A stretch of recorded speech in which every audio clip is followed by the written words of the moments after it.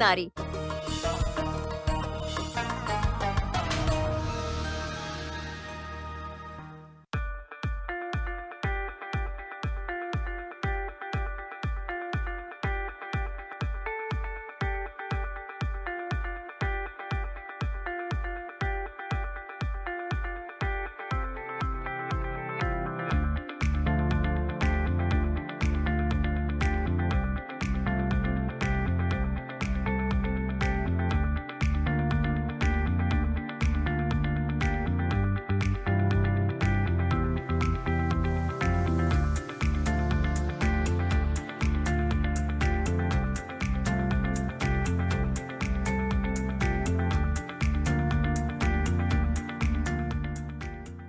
वक्त की पाबंदियों को तोड़कर जब कोई परिंदा मुडेर पर आकर सुरीली सदा देने लगे, जब कोई बेबसी, मिस्कीनी, लाचारी और बंदिशों से आगे की सोच रखता हो, जब कोई अपनी जिंदगी में कामयाबी हासिल करने की खातिर अपनी ताकत, अपनी हिम्मत, अपने हौसले से ज्यादा मशक्कत करने का मादा रखता हो, तब यकीनी तौर पर कहा जा सकता है कि ऐसे शख्स के कामयाबी कदम जरूर चूमती है। और दोस्तों, जिंदगी में मंजिल पाने की ललक ईमानदारी से शुरू होकर उस शख्स को कामयाबी की दहलीज पर लाकर खड़ा कर देती है। तब जाकर यह कामयाबी कभी न खत्म होने वाली एक ऐसी उड़ान में तब्दील होती है जो न सिर्फ उस शख्स को गले लगाती है बल्कि उसके माथे पर एक बेहद हसीन और शानदार बोसा भी देती है। हौसलों की उड़ान के एक और शुमारे में मैं राशिद आप सबका तहे दिल से खैर मकदम करता हूं, इस्तकबाल करता हूं।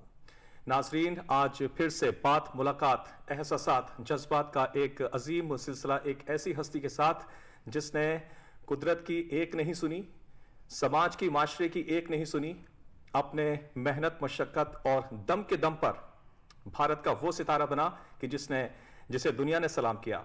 और आज हौसलों की उड़ान में वो हमारे मेहमान हैं। आइए बहुत अदब और एहतराम के साथ इस्तकबाल करते हैं, खैर मकदम करते हैं। कोई और नहीं, ये हैं सबसे यंगेस्ट अर्जुन अवार्डी, भारत के पहले प्रो बॉक्सर और वर्तमान वक्त में आप भारतीय बॉक्सिंग टीम को कोचिंग की सेवाएं दे रहे हैं। धर्मेंद्र सिंह यादव हमारे साथ मौजूद हैं हौसलों की उड़ान में। बहुत बहुत इस्तकबाल और खैर मकदम धर्मेंद्र भाई, धन्यवाद। तो जैसा कि मैंने शुरू में एक बात कही कि वक्त की नहीं सुनी, कुदरत की नहीं सुनी, माशरे की नहीं सुनी, लोगों की नहीं सुनी और अपने दम को लिए बस दम दमादम चलते रहे। और मैं अक्सर हौसलों की उड़ान में इस बात का जिक्र करता हूं कि जिनको विश्वास है फूल खिल जाएंगे, चाहे जमी हो कितनी भी कठोर। The biggest dud missile of the day is Rahul Gandhi. तो क्या उजाला किया, क्या रोशनी की, and why do I call Rahul a dud आज missile? भारत की जो एक पौध है बॉक्सिंग you know, की, उसको because रोशन कर रहे हैं। तो शुरुआत this कहां से man की जाए?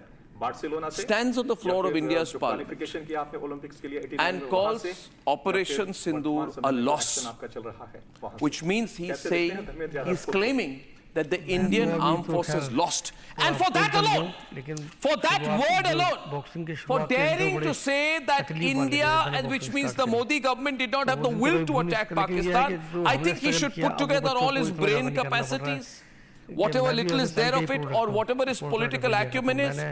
जब बॉक्सिंग स्टार्ट करी, जो स्टार्टिंग थी, सबसे पहली बात तो ये थी कि जब मैंने बॉक्सिंग स्टार्ट करी तो बहुत कमज़ोर था मैं, तो मतलब पतला था, तो दुबला पतला शेड देख के मतलब जो कोच थे, जब मैं पहली बार किसी ने बताया कि वहाँ जाना है बॉक्सिंग, उधर बॉक्सिंग होती है। और स्टार्टिंग थी मेरे घर के पीछे से, जहाँ मैं रहता था दिल्ली में, गवर्नमेंट फ्लैट था।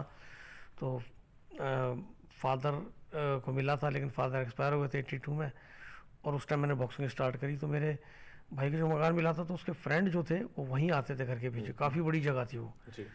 तो उस जगह का पेड़ काफ़ी सारे थे वहाँ पे, तो हमने वहाँ पे बॉक्सिंग का किट बैग लगा रखा था। तो उनको ट्रेनिंग करते देखता तो मेरा रुझान आ गया कि मैं भी उनको देख देख के बॉक्सिंग करने लग गया। तो मैं थोड़ा क्विक लर्नर था और फिजिकल थोड़ा फिट इसलिए था कि मैं पेड़ों में चढ़ना शरारती में था ही, तो वो जो है मेरे लिए फ़ायदा हो गया। तो मैं बॉक्सिंग में बड़ी जल्दी मैंने उसको कैच करना शुरू कर दिया। और उसके बाद मैं पहली बार जब गया तो उन्होंने, कोच ने थोड़ा बोला मेरे को, और उस बात के बाद मैंने एक सीख ले ली, मैं भी ज़िंदगी में कभी किसी को डिमोरलाइज नहीं करता। कभी मैं पॉजिटिव बोलता हूँ, अगर बोलता हूँ, अगर मेरे को उसको मना भी करना है तो मैं डायरेक्ट सीधा मना नहीं कर दूँगा। हाँ, लेकिन झूठा भी नहीं बोलता हूँ, लेकिन बता देता हूँ कभी आप बॉक्सिंग कर सकते हैं या नहीं कर सकते, करें, या आप फिटनेस के लिए करना तो करें, आप अगर अपना सोचते हैं कि भविष्य बनाना है तो छोड़ दीजिए आप।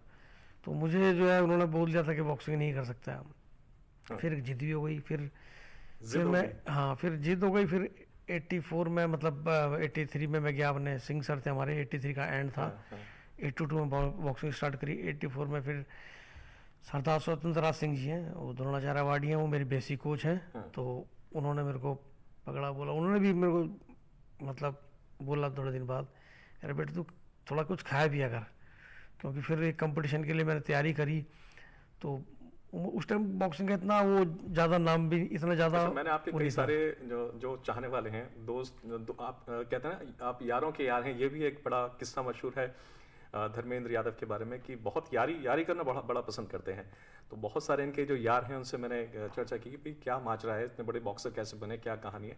तो बताते हैं कि शरारती बहुत था, और शरारती होने के साथ साथ पूरे जहाँ रहते थे मोहल्ले के अंदर और अपनी सोसाइटी के अंदर, तो वहाँ भी बदमाशियाँ चलती थी।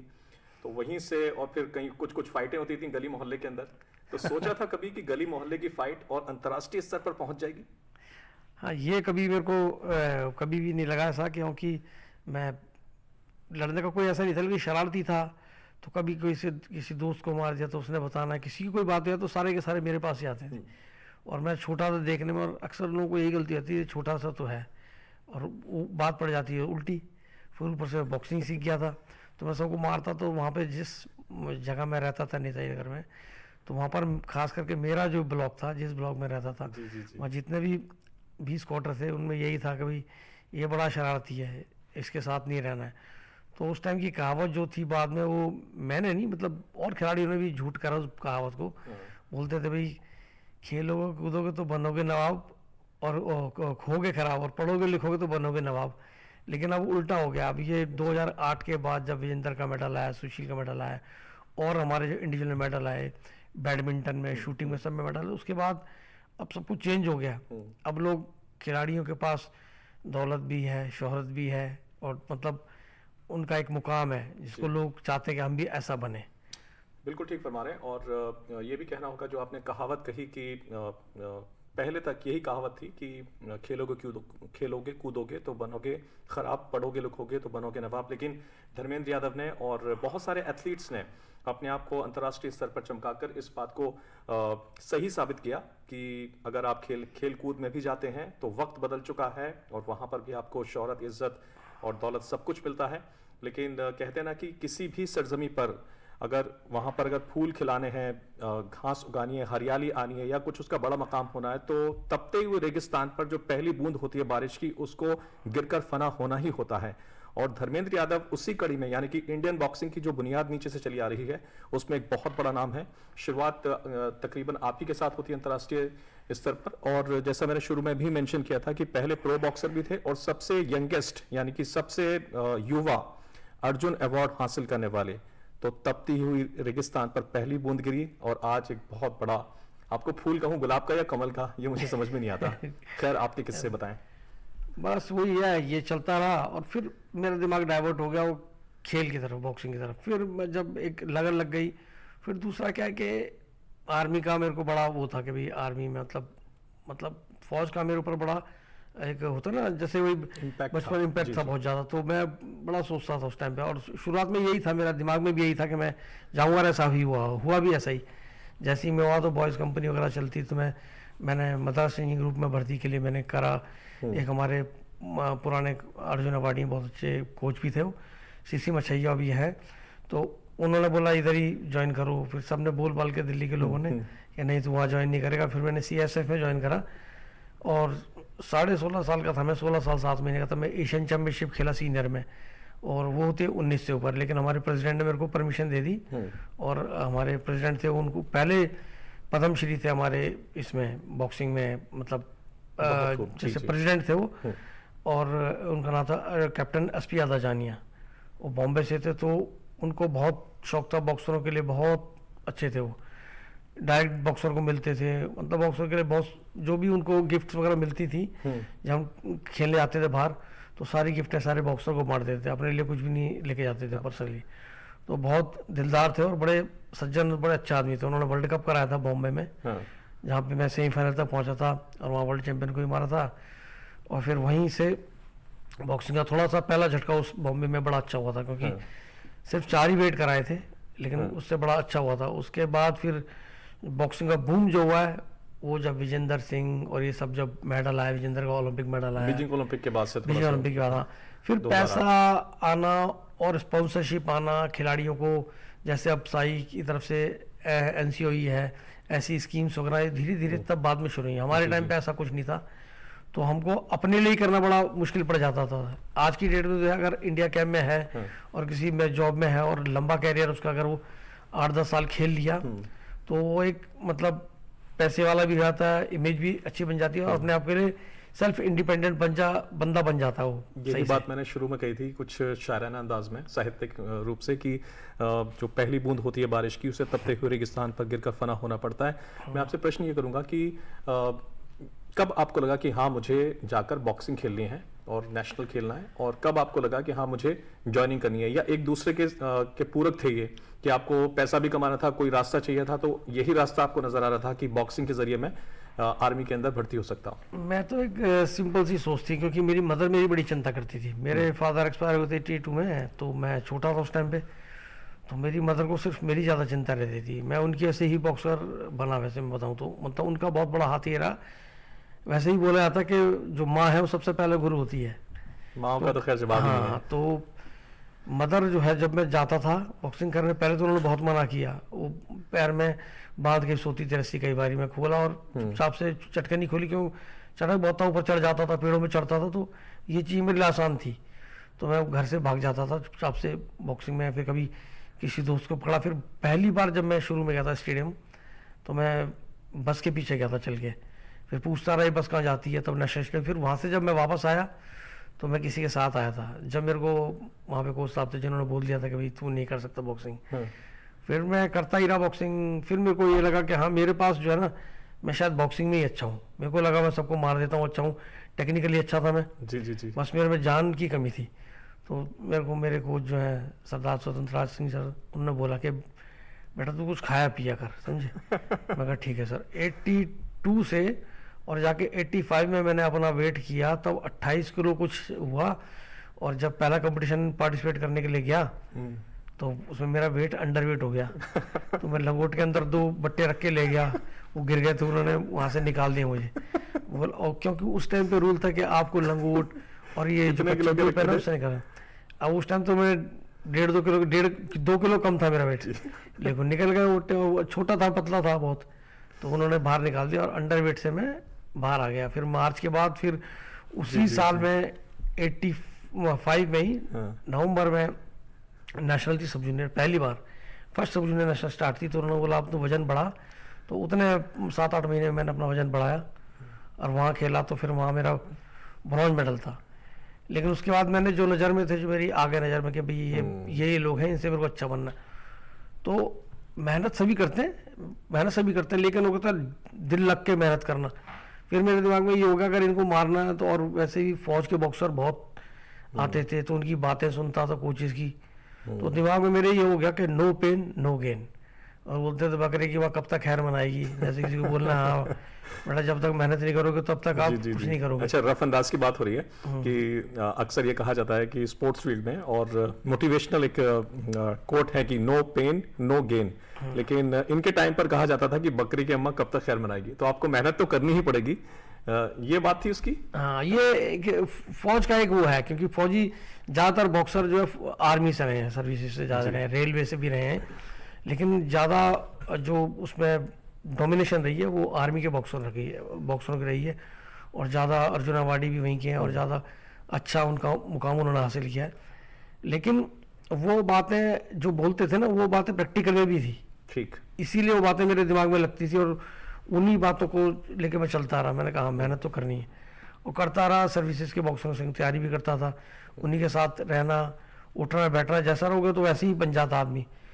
तो फिर मेहनत काफ़ी करी, बहुत बड़ी। फिर उसके बाद जब मैं 86 में जब चैंपियन बना, तो मुझे मालूम है सर्दी में रजाई छोड़ना बड़ा मुश्किल होता है, और उस छोटी उम्र में तो 14-15 साल की उम्र में इतना वो नहीं होता, हाँ छोड़ो तो रह देंगे बाद में उठेंगे। लेकिन मेरे दिमाग में ये बात हो गई थी कि भाई मेरी मदर को मेरी बड़ी चिंता है, और मुझे कुछ तो करके दिखाना ही है। तो थोड़ा 14-15 साल की उम्र होती है ना, उस टाइम पे बोलते हैं कि भाई वो एज एक एज ऐसी है टीनेज, इसी टाइम पे जिसने अपना कैरियर बनाना उसी टाइम पे बनेगा, करेक्ट, और जिसने खराब होना ना वो उसी टाइम पे सही बात है, बर्बादी की तरफ जाएगा। तो मैं सही बात है। यही सोच के मैंने फिर जो है मेहनत करता रहा, और फिर वो 86 के बाद लगातार फिर पीछे नहीं मुड़ा, फिर वो आगे बढ़ता ही गया। फिर मैं जी, फिर 88 में मुझे ओलंपिक कैंप में इन्होंने एज ए बॉक्सर इन्होंने 48 kg मुझे रखा, तो उससे मेरे को बड़ा फ़ायदा मिला। उसमें सीनियर थे मेरे साथ के गोपाल देवांग, मनोज पिंगले और देवीचंद, और पुराने काफ़ी बॉक्सर, जयपाल भाई साहब थे, वो पंजाब पुलिस में थे बाद में वो। तो ये काफ़ी सारे बॉक्सर थे। इन लोगों ने, इन जयराम भाई साहब, तो जयराम सर बोलता था मैं उनको, जयराम सर, वो सर्विसेज से आर्मी से, उन्होंने बड़ी मतलब बड़ा मोटिवेट करते थे मुझे, भागो छोटू, बहुत शाबाश, बहुत अच्छे भागो, क्योंकि उन्हें पता था एज कम है इसकी। तो मैं रनिंग करता था उन लोगों के साथ, तो बाद में मैं टांगे पकड़ के दबाता था। मैंने कहा भाई बड़ा थक गया, क्योंकि लोड बहुत ज़्यादा था, 15-15, 20-20 किलोमीटर रनिंग हो रही है, और मैं था सब जूनियर एज का। लेकिन उनके संग रह के फिर जब मैंने लोड शुरू में लिया, तो शुरू में तो बड़ी परेशानी हुई मुझे, लेकिन मेरी बैक एक वगैरह बहुत होता था, लेकिन बाद में धीरे धीरे अच्छा बन गया। लेकिन छोटा वेट था, इसलिए छोटे वेट का कैरियर बहुत शॉर्ट ही होता है। फिटनेस की मिसाल दी जाती है आपकी, और जब हम देखते हैं कि चारों तरफ बोला जाता है कि धर्मेंद्र यादव, और आपके जो सोशल मीडिया पे वीडियोस वायरल होते हैं फिटनेस करते हुए, तो कोई देखे तो शर्मा जाए कि भाई इस as per, you are 54 now, हाँ जी, ठीक है, 54 साल की एज पर इस तरीके की फिटनेस करना, और जाहिर है कि बॉक्सर्स को सिखा रहे हैं, इंस्पायर्ड कर रहे हैं इंटरनेशनल लेवल पर, तो खुद की भी फिटनेस तो आला दर्जे की होगी। लेकिन मेरा प्रश्न यह था कि जब शुरुआत में आप कर रहे थे शॉर्ट हाइट, पतले दुबले से, और बॉक्सिंग टेक्निकलिटीज के हिसाब से इतनी शॉर्ट हाइट का एक लड़का किस तरीके से फिट हुआ? क्या स्पेशलिटी थी आपकी कि जो लोगों ने उसको पिक किया टेक्निकली? हाँ, इस हाइट से फर्क है, थोड़ा है, लेकिन ज़्यादा नहीं। मतलब बहुत ज़्यादा शॉर्ट भी नहीं थी मेरी वजन के हिसाब से हाइट, लेकिन ज़्यादा नहीं थी, लेकिन ठीक थी। मतलब ये है कि मैं खेल सकता था। लेकिन अगले जो वजन थे, जैसे बड़े वजन, थोड़ा बड़े वजन में, जब 51 kg फ्लाई वेट में जब मैं आया, तो उसके बाद मैंने तो, और ये है कि टेक्निकली थोड़ा अच्छा था। टेक्निकली क्या लोग ना, वो कहते हैं ना, करत करत अभ्यास के जड़ीमती हो सुजान, क्या बात है, रसरी आवत जाते सिल पर परत निशान। Very nice. तो वो वाली बात है। तो वो चक्कर, अभ्यास तो आपको चाहिए चाहिए। हाँ। तो जितने भी मतलब मैंने देखे खिलाड़ी है, योगेश्वर दत्त है, और जिनका भी देखा उनका आप हिस्ट्री ले लो, या बड़े खिलाड़ी कोई भी रहे हैं, पीटी उषा है, और जितने भी मतलब बहुत से हैं खिलाड़ी अब तो हर आदमी जो भी इस मुकाम पे पहुंचा है, उन्होंने बहुत अभ्यास किया है। तो मैं भी बहुत अभ्यास करता था। मैं वही सोचता था कि यार इतना जाके तब इतनी मेहनत करता, अब हम यहाँ पे उसको बोलते हैं प्रैक्टिस मेक्स मैन परफेक्ट। हाँ जी, बिल्कुल सही। तो मेहनत करते रहे, बस वही था दिमाग में। फिर जब मैं बाद में प्रोफेशनल हो गया, फिर जॉब वगैरह लगी गई थी मेरी, फिर मैं सब इंस्पेक्टर, ASI से सब इंस्पेक्टर बना, सब इंस्पेक्टर से इंस्पेक्टर बना। फिर उसकी घर की कोई प्रॉब्लम नहीं। फिर मैं जब यहाँ से जॉब छोड़, मतलब अपनी जॉब से, मतलब बताया नहीं मैंने, और चला गया मैं इंग्लैंड प्रोफेशनल बॉक्सिंग में। तो पहला इंडियन था, मेरे को याद है। तो उन्होंने बोला भाई इंडियन तो कभी कोई आया नहीं। फिर पहले मैं गया था, फिर उसी बैच में हमारे बाद 6 महीने बाद देवराजन और फिर राजकुमार सांगवान, हम 3 पहले टर्न हुए थे प्रोफेशनल में। लेकिन मैं सबसे पहले गया था, तो 6 महीने तब जब रहा वहाँ, तो बड़ा अजीब लगा मुझे। खाना पीना सारा चेंज हो गया, तो वहाँ पर वेदर भी चेंज था, खान पान सब चेंज हो गया। तो उससे बड़ा फर्क पड़ा, देखा मैंने धीरे धीरे। किस शहर में थे? बर्मिंघम और लंदन? नहीं, मैं लंदन में था। ओके, लंदन में था, तो वहाँ से थोड़ा फर्क पड़ा। लेकिन जब मैं वापस आ गया, तो मेरा मन नहीं लगा 2 साल बाद, जब मैं 6 की 6 बाउट जीत गया वहाँ की। फिर मेरे को टाइटल फाइट के लिए जाना था, उन्होंने एग्रीमेंट और साइन करने के लिए बोला, मैंने साइन कर दी। लेकिन मैं वापस आ गया, मैंने बोला मुझे घर ही जाना है अपने। तो मैं आके फिर ज्वाइनिंग करी, वापस सर्विस ज्वाइन करी। तो हमारे बड़े अच्छे वो थे, IG थे उस टाइम, DG के चार्ज में थे वो। तो ADG बने हुए थे उस टाइम, वो कुणाल किशोर साहब IPS थे। तो उन्होंने मेरे को पूछा कि भाई आप क्यों चले गए, क्यों गए आप इंग्लैंड, वहाँ पे लंदन क्यों चले गए आप? तो मेरे जो दिल में थी स्पोर्ट्समैन वाली बात, और साफ दिल था, मैंने कहा जी मैं तो इसलिए चला गया सर, पैसा तो कुछ कमाया नहीं यहाँ पे इंडिया में। बोले क्यों? मैंने सर 20,000 रुपये मिले थे, अर्जुन अवार्ड मिला था मुझे। तो बोले अब? मैंने कहा जी अब ठीक है थोड़ा सा। थोड़ा ठीक क्या, मैंने अभी है जी कि दिल्ली में घर गुर बना लिए हम यहीं पे, तो भाई हैं मेरे, और मतलब हम सब यहीं पे फैमिली, अब दिल्ली में घर वगैरह बना लिया तो सेटल है। उस टाइम तो यही होता था कि दिल्ली में जगह हो आदमी की, उतना ही बहुत बड़ी बात है। सही बात है। तो और उस टाइम का ज़माना थोड़ा चेंज था जब हमने बॉक्सिंग शुरू करी, तब तो अब तो हर मतलब बॉक्सर क्या कोई भी स्पोर्ट्समैन है, सबके पास गाड़ियाँ सब कुछ है और पैसा भी बढ़ गया, इंक्रीज हो गया, मनी भी बढ़ गई है। और स्टेट के ऊपर बात भी है, जैसे हरियाणा, यूपी, कुछ स्टेट जो है पैसा अच्छा दे रहे हैं और जॉब ऑप्शन जैसे राजस्थान है। तो अब खेल वो वाली बात, वही जो कहावत है कि खेलोगे कूदोगे हो गए खराब, तो वो नहीं रही अब कहावत। बिल्कुल ठीक फरमा रहे हैं आप।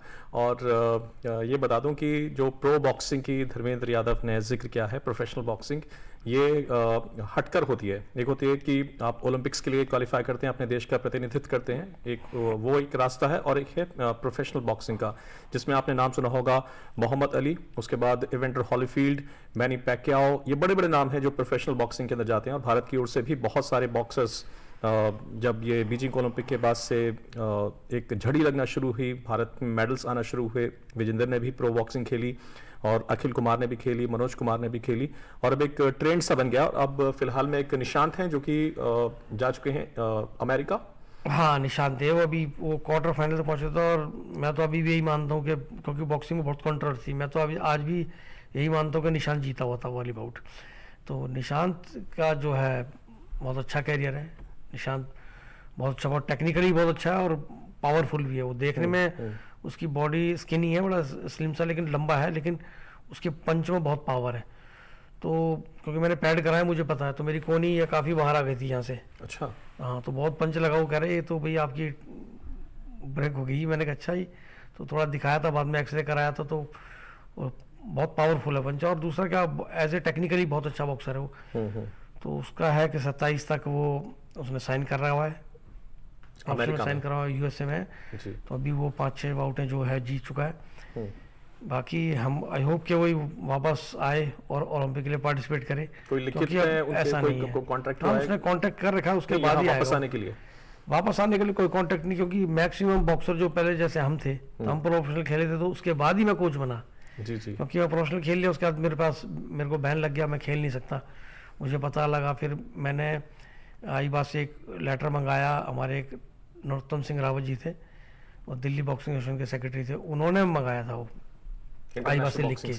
हाँ, तब आईबा थी, तो इंटरनेशनल बॉक्सिंग एसोसिएशन से मंगाया था कि भाई अगर बॉक्सर खेल चुका है प्रोफेशनल, तो वो बॉक्सिंग, अगर वो एक बार प्रोफेशनल हो गया तो प्रोफेशनल रहेगा, वो बॉक्सिंग नहीं कर सकता है। जी जी जी। लेकिन वो बॉक्सिंग नहीं कर सकता, लेकिन कोचिंग कर सकता है वो। ठीक। उसमें लिखा होता साफ साफ, उसको अंडरलाइन करके उन्होंने दे दिया, once is a professional always professional, but he can become a coach, उसको अंडरलाइन करके उन्होंने दिया। फिर मैंने वो लेटर यहाँ पर दिया, फिर मैंने एनआईएस करी डिप्लोमा में, डिप्लोमा करके मैंने फिर कोच लगा 2002 से टिल मैं अभी तक। अच्छा, एनआईएस के ही हम लोग किस्सों पर बात करेंगे। वर्तमान समय में भारतीय बॉक्सिंग टीम के कोच हैं धर्मेंद्र सिंह यादव, और अधिकतर जो इनका वक्त है या तो ट्रैवलिंग में जाता है, टीम के साथ ट्रैवल करते हैं अलग अलग देशों के अंदर, और या फिर एनआईएस पटियाला, यानी कि नेताजी सुभाष चंद्र बोस स्पोर्ट्स इंस्टीट्यूट, जो कि पटियाला में स्थित है, और सभी ओलंपिक की जो तैयारियां होती हैं, कैंप्स लगते हैं, वो वहीं पर लगते हैं। अधिकतर वक्त धर्मेंद्र यादव का वहीं पर जाता है, या फिर रोहतक में होते हैं आप? रोहतक में, हाँ, मेरी पोस्टिंग रोहतक में है। एसआई में मैं चीफ कोच हूँ, तो रोहतक में ही रहता हूँ। वहाँ मतलब ट्रेनिंग, मेरे को जो काम करना है, मेरा काम फिजिकली है, ट्रेनिंग करानी, तो मुझे या तो रोहतक रहूँगा या फिर पटियाला कैंप में रहेंगे। अच्छा, हम चलते हैं, इन पर भी बात होगी, लेकिन जो एक पाकिस्तान का आपका किस्सा, एक फाइट हो रही थी और बीच में रोक दिया गया था अंपायर के जरिए, और फिर पीछे से आपके ऊपर वार हुआ, और फिर जो आपने वार किए उसके बाद धम धम धम, तो वो जरा बताएं कि क्या बात थी। और एक यहाँ पर यह भी जिक्र कर दूं कि पाकिस्तान के जो व्यक्ति थे, वो उस वक्त इंटरनेशनल बॉडी के प्रेसिडेंट भी हुआ करते थे। हाँ, अनवर चौधरी जी थे। वो अनवर चौधरी वो आईबा के प्रेसिडेंट थे, वर्ल्ड बॉक्सिंग एसोसिएशन के, और वो 25-30 साल तक रहे। उस टाइम पे उनके पाकिस्तान का ओलंपिक में भी मेडल है, और कॉमनवेल्थ गेम्स वगैरह काफ़ी जगह मेडल। लेकिन वो किस्सा ऐसा, उस टाइम मोहम्मद अली को उन्होंने चीफ गेस्ट बनाया था, तो मजीद कुमार वानी था, उसके साथ फाइनल चल रहा था, तो बड़ा अखबारों में भी वहाँ आया था, क्योंकि उन्होंने लिख दिया था उर्दू में कि भाई ऐसे ऐसे हुआ, सारा साफ साफ लिख दिया। क्योंकि बेल बजी, बेल का बजना था, उसने पंच लैंड किया, मतलब मैंने पंच की लैंड किया, तो बेल बजना एक साथ हो गया, तो मैं सॉरी बोलने के लिए ऐसे किया, उसने सुना नहीं, उसने सीधा मेरे मुंह पे वापस दोबारा पंच मार दिया। तो मेरे को पंच लगा, अगर मतलब उसने बहुत गुस्से में ना, एक उस टाइम एज फैक्टर भी था, हाँ उसने बदले की भावना से मार दिया। मैंने भी तुरंत वापस मार दिया। वो ऐसे 2-3 बार ही हो गया तो गुत्थम गुत्था हो गया हम लोग, तो छुड़ा दिया रेफरी ने हमको। लेकिन उधर पब्लिक जो है सारी बड़ी गुस्से में आ गई, क्योंकि होस्ट कंट्री थी वहाँ था, तो बड़ा अल्लाह उल्लाह सा हो गया। तो ये जो अंपायरिंग होती है इसकी बड़ी कहते हैं सस्पेक्ट रहता है बॉक्सिंग के अंदर। हाँ, बॉक्सिंग में इसको लेकर बड़ी कंट्रोवर्सी रहती है, ये है इसमें है। लेकिन फिर भी मतलब पावर का थोड़ा सा रोल और थोड़ा क्लियर खेलें। लेकिन अब जो है सोच बदल गई है। जैसे मैरी का मेडल आया, मैरी कॉम का मेडल आने का, फिर उसके बाद ओलंपिक में अपना लवलीना का मेडल आया। जी बिल्कुल। और लड़कियां, हमारी लड़कियों के रिजल्ट हमारे लड़कों से ज़्यादा अच्छे हैं। निकत जरीन है, 2 बारी वर्ल्ड चैंपियन है, अर्जुन अवार्डी है, प्लस अब ओलंपियन भी है। अब ये सेकंड ओलंपिक के लिए अपनी तैयारी में लगी हुई है वो। तो ऐसे ही जो अब सोच जो बदल गई है, आप सबका मेडल के प्रति वो नहीं है, आप सबको ये होता है कि भाई गोल्ड या सिल्वर, मतलब हमने रंग बदल दिया। यही आपसे बात आपसे कहलवाना चाह रहा हूँ कि आपका गौर और फिक्र उस पर, आपकी थॉट्स कि जैसे आपने कहा कि सोच बदल गई है, वक्त बदल गया है। जैसे निकत जरीन है और ये कॉन्टैक्ट स्पोर्ट्स है। कॉन्टैक्ट स्पोर्ट्स के अंदर लड़कियों का आना, और ख़ासतौर पे अगर लड़की देखने में खूबसूरत हो और उसके बाद कॉन्टैक्ट स्पोर्ट्स की तरफ उनका रुझान, एक इसी तरह से एक नाम है सुरभि शंखला, ये इंदौर की हैं और मिक्स मार्शल आर्ट खेलती हैं। और मैंने उनसे भी प्रश्न किया था कि माशाल्लाह बड़ी खूबसूरत है, लेकिन उसके बाद आपका ऐसे स्पोर्ट्स के अंदर आना, खुदा न खास्ता मान लीजिए कभी ऐसा कुछ हो कि पंच आपके किसी नाक पर लगे, कहीं लगे और चेहरा बिगड़ जाए, तो इस बात को दाव पर लगाकर, अपनी सबसे बड़ी चीज को दाव पर लगाकर, क्योंकि महिलाएं तो सुंदरता के लिए जानी जाती हैं, लेकिन उस बात को दाव पर लगाकर वो कॉन्टैक्ट स्पोर्ट्स के अंदर आ रही हैं। इस पर थोड़ा सा आप एक्सप्लेन करें कि आखिर ऐसा क्यों हो रहा है। नहीं, ये आदमी का निजी मामला, अपना मतलब कोई लड़की है या कोई लड़का है, कोई भी है, उसमें आप कुछ नहीं कर सकते। जिसने जो करना हो तो करेगा ही। आप किसी को, क्योंकि मैं बॉक्सर हूँ, ठीक है, अगर मेरे बच्चे बॉक्सिंग करें, ये मैं उनसे जबरदस्ती नहीं करा सकता, क्योंकि ये अंदर की अपनी आपकी अंतरात्मा की आवाज़ होती है, आपने करना है वो।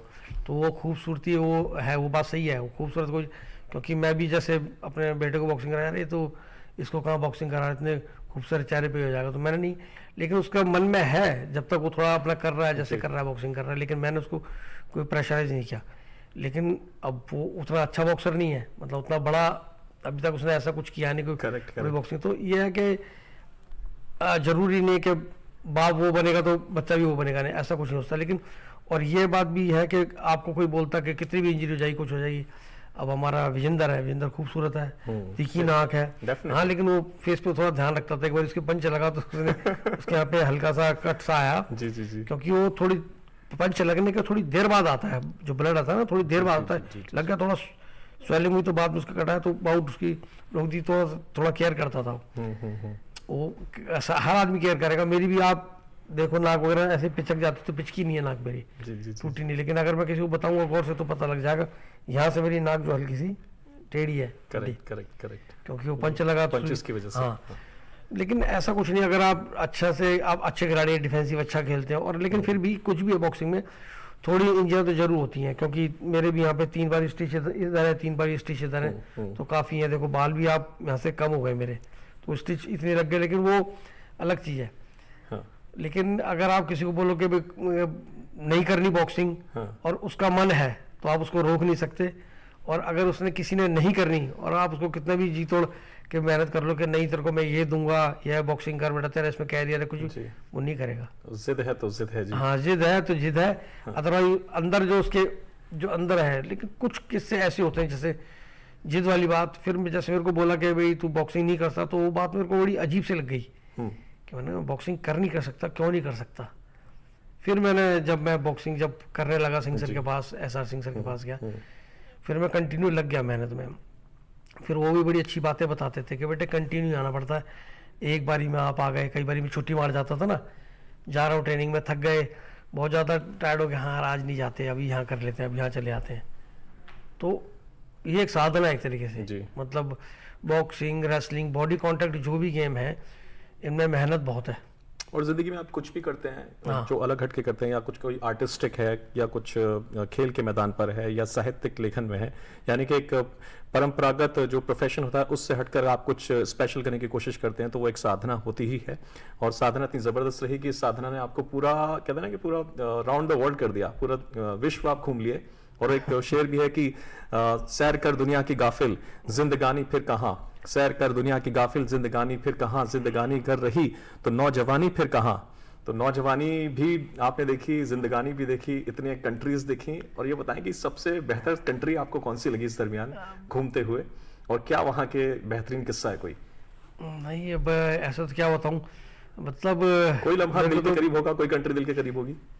हाँ, जैसे क्यूबा बॉक्सिंग में बहुत अच्छा था क्यूबा। और क्यूबन्स लोग जो है इंडियंस को बहुत लाइक भी करते हैं। उसका कारण एक था पॉलिटिकल था, क्योंकि इंडिया जब दाना पानी बंद कर दिया था यूएसए ने, तो उसको राजमा चावल सब यहीं से जाता था इंडिया से। Fidel Castro, Fidel Castro time मैं भी जब उनसे बात होती तो बताते थे, जाकोस साहब है उनसे पूछा, सर इनका इतना हमारी तरफ इतना लगाव क्यों है जी। तो फिर जैसे और लोगों से, बड़े लोगों से बात छेड़ी तो फिर फिदेल कास्ट्रो के बारे में पता लगा। तो थोड़ा आजकल तो हम गूगल में निकाल के पढ़ लेते हैं जी। पहले तो ऐसा ही था, तो पहले थोड़ा बात करते थे, पता लगता था हाँ ठीक है। फिर इंदिरा गांधी को सिस्टर मानते थे फिदेल कास्ट्रो, तो बड़ा अच्छा रिलेशन था इंडिया का। तो दाना पानी जब उन्होंने अपना बंद कर दिया था यूएसए ने, तो इंडिया भेजा, इसलिए भी रिलेशन थे। और इंडिया से उनके काफ़ी करीबी हैं क्यूबन्स लोग, तो वो बड़ा अच्छा करते। बॉक्सिंग में बहुत अच्छे थे, इवन बॉक्सिंग, इवन रेसलिंग, वो जो भी गेम करते हैं वो उसी में अच्छे हैं। चाहे वो एथलेटिक्स में अगर 4 एथलीट जा रहे हैं तो 3 मेडल आएंगे, 4 मेडल आएंगे, वो बात अलग है।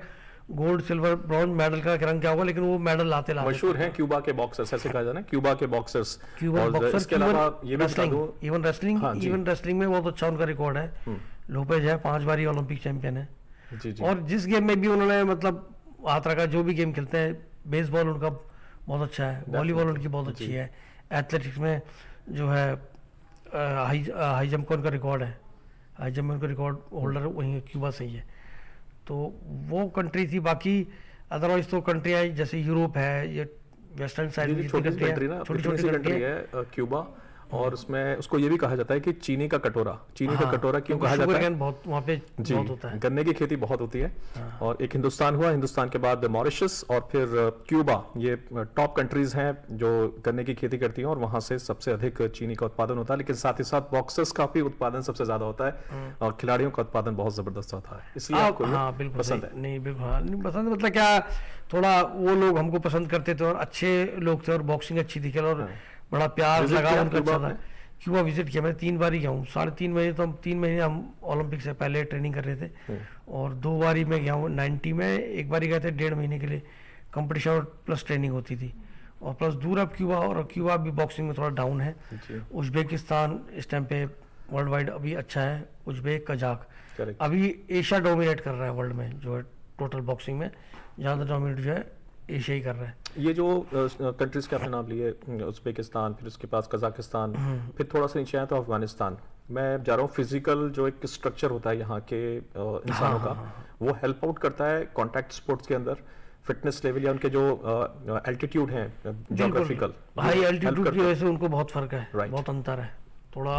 और वो लोग बहुत सर्वाइव करके आते हैं, ठंडे प्रदेश में रहते हैं, सर्वाइव करते हैं। और मैं कह रहा हूँ हमारे पास बहुत अच्छा खान पान, मतलब खाना पीना, और हमें जो मिल रहा है सब वो इंडिया में फिर भी मिल रहा है। वहाँ तो बहुत बर्फ़ पड़ी है, ठंड है, बड़ा बुरा हाल है, और बड़ी बुरी कंडीशंस में लोग ट्रेनिंग करते हैं। लेकिन वहाँ इसीलिए सर्वाइव करने की उनकी बड़ी इच्छा है, वो है, बहुत स्ट्रॉन्ग है वहाँ के लोग। और नए बॉक्सर्स आ रहे हैं, ये चेन सप्लाई कंटिन्यू है या फिर लोग हट रहे हैं? उसी के लिए थोड़ा सा यही है कि जैसे हमारे पास फॉरेन कोच आते हैं, ठीक है, लेकिन इस बात के लिए बेसिकली मैं भी अब यही चाहूँगा कि मैं भी जल्दी यही चाहूँगा कि मैं भी छोटे बच्चे बेसिक जो है, क्योंकि मैं जब यूथ में चीफ कोच बना था तब मैंने बोला था, हमारे वर्किंग प्रेसिडेंट तब दलाल सर थे जी, डीजी हरियाणा पुलिस के थे, डीजी रंजीत सिंह दलाल। तो उन्होंने, वो बड़ा बॉक्सिंग के लिए बहुत कीन थे, बड़ा उनका दिमाग में बड़ी अच्छी बातें बोलते थे, उनका बहुत पॉजिटिव माइंड था बॉक्सर्स के लिए। मतलब वो बोलते थे मैं चाहता हूँ मेरे बॉक्सर जाएं तो गाड़ी में हों, 2 मोबाइल हों, अच्छे, मतलब बहुत बड़ा अच्छा बोलते थे बॉक्सर। ठीक समझ रहे हैं। मतलब तो वो उनको मैंने बोला था, मैंने सर आप मेरे को यहाँ लगा रहे हो सब जूनियर में, तब यूथ को जूनियर बोलते थे। मैंने कहा जूनियर में दे रहा हूँ, मैंने कहा सब जूनियर में लगा दो। मैंने कहा मुझे किसी चीज़ का लालच नहीं, मैंने कहा मैं सब जूनियर बच्चों को दूंगा। तो मैं मेरी सोच ये थी कि मैं छोटे बच्चों को बेसिक कराना बड़ा मुश्किल है, और बेस एक ऐसी चीज़ है, बेसिक अगर जो बन गया वही चीज़ फिर आगे चलती रहेगी। अभी जो है सब बॉक्सर एक जैसे नहीं है, सबका स्तर एक नहीं है। और जैसे उज्बेकिस्तान, कजाकिस्तान, रशिया, इनका सबका स्टांस, खेलने का तरीका सब एक ही है। ये आप टेक्निकल बात करें, लेकिन एक बात जो आपने बात रखी उसी को मैं यहाँ पे बता दूं कि बहुत एग्जाम्पल है, बहुत बेहतरीन। और ये भारतीय क्रिकेट की तरफ से आता है। राहुल द्रविड़, सभी जानते हैं कि किस लेवल के खिलाड़ी थे, किस लेवल के बल्लेबाज थे, इंडियन कैप्टन। और सबने सोचा था कि ये भारतीय टीम के कोच बनेंगे, हालांकि बने भी, लेकिन उससे पहले अंडर 19 टीम के कोच उनको बनाया गया। और यही कहा गया कि हमें नीचे इस तरह के शख्स की जरूरत है और जो कि डेवलपमेंट करे। और देखिए कि आज किस तरीके से फ्लरिश कर रही है इंडियन क्रिकेट, चाहे फॉर्मेट कोई भी हो, T20 हो, टेस्ट क्रिकेट हो, लेकिन डोमेस्टिक क्रिकेट में राहुल द्रविड़ की निचले स्तर पर बच्चों के साथ उन्होंने सेवाएं ली। और वही बात धर्मेंद्र यादव यहां पर कह रहे हैं कि वो कीन है छोटे बच्चों के साथ कोचिंग करने में। मैं हाँ, अभी क्योंकि टाइम है, और ठीक है सीनियर में आप जाते हैं, सीनियर में तो बल्कि मैं फ़ायदा ही सीनियर में रहने से फ़ायदा ही आप टीम के साथ भी जा रहे हैं, और अगर मेडल का पैसा मिल रहा है बच्चों को तो आप में बराबर कुछ बढ़ रहा है, वो जो हो रहा है। लेकिन वो जब ही होगा जब हम और ज़्यादा अच्छी पौध तैयार करेंगे, ज़्यादा हमारे बच्चे बेसिकली अच्छे होंगे तब अच्छे होंगे। और सोच तो बदली है, वो तो फ़र्क है। मेन जो दिमाग, यहाँ से सारा कुछ काम होता है, लेकिन बेसिक जो टेक्निक है, बेसिक जो है खड़ा होना, स्टांस और मारने का तरीका, जो बेसिक जो बॉक्सिंग है, वो उस पर भी हमारा ध्यान देना थोड़ा ज़रूरी है। क्योंकि वो साइकिल जो चेंज चल रही है, वो चेंज चलनी है। वो चेंज चलने के लिए ये कि आपका बेसिक अच्छा हो, वो रिजल्ट हमें 5 से 10 साल के भी अंदर मिलेगा। रुक सके ना झुक सके जो इस तरह से उस गगन तक, मंजिलों को पा सके जो इस तरह से उस गगन तक।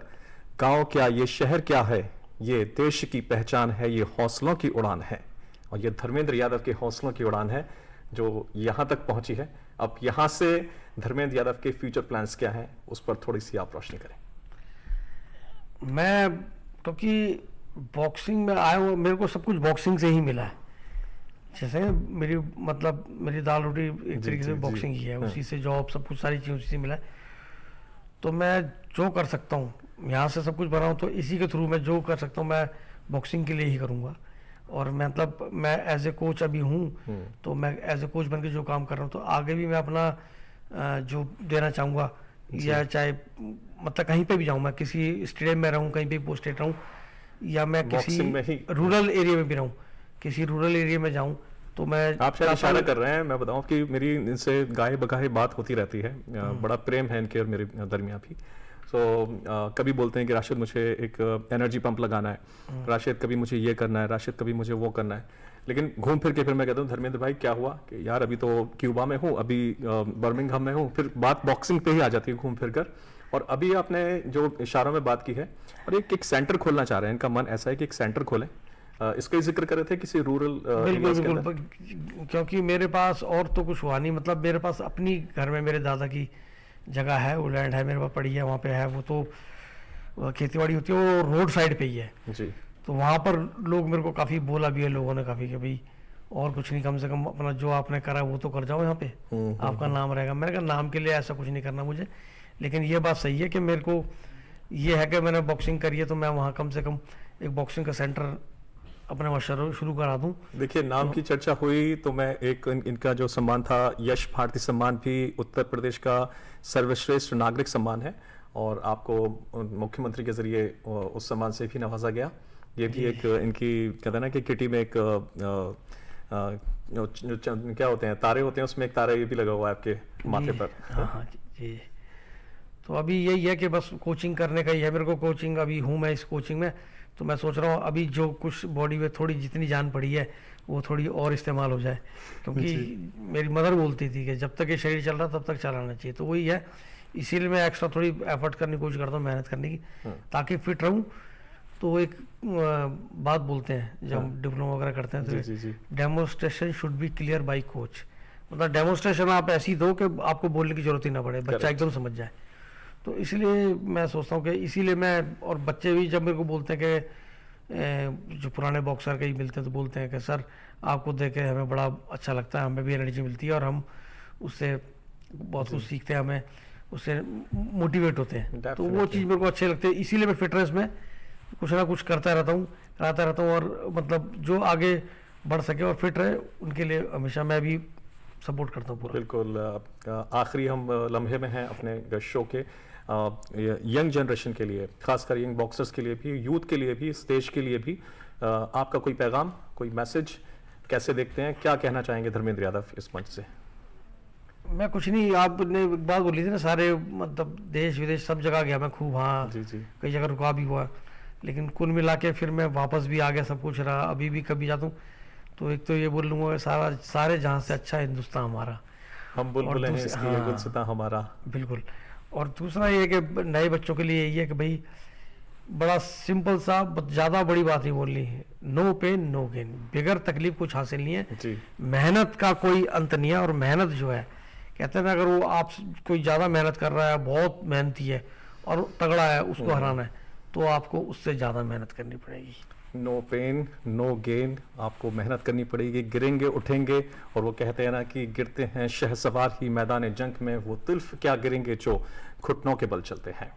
धर्मेंद्र यादव, बहुत बहुत आपका शुक्रिया तशरीफ लाने के लिए हौसलों की उड़ान में, और हम बहुत अभिभूत हुए, बहुत सम्मान, बहुत आपका अदब, और बहुत खुशी हुई आपके साथ इस पॉडकास्ट में, हौसलों की उड़ान में, दूरदर्शन के नेटवर्क पर। बहुत शुक्रिया धर्मेंद्र सिंह यादव, बहुत शुक्रिया। सुरखुरु होते हैं दुनिया में हमेशा वही लोग, दश्त व सहरा से जो सरगर्द गुजर जाते हैं। हौसलों की उड़ान के आज के इस एपिसोड में राशिद और धर्मेंद्र सिंह यादव के साथ बस इतना ही, लेकिन अगले शुमारे में फिर होगी आपसे मुलाकात एक और अजीम शख्सियत के साथ। और आपको याद दिला दें कि आप हमें सोशल मीडिया प्लेटफॉर्म्स पर भी देख सकते हैं, इंस्टाग्राम, फेसबुक, यूट्यूब, और चाहें तो आप हमें ट्वीट भी करें। तो फिर होगी मुलाकात, अपना रखें खास ख्याल, बहुत शुक्रिया, आदाब।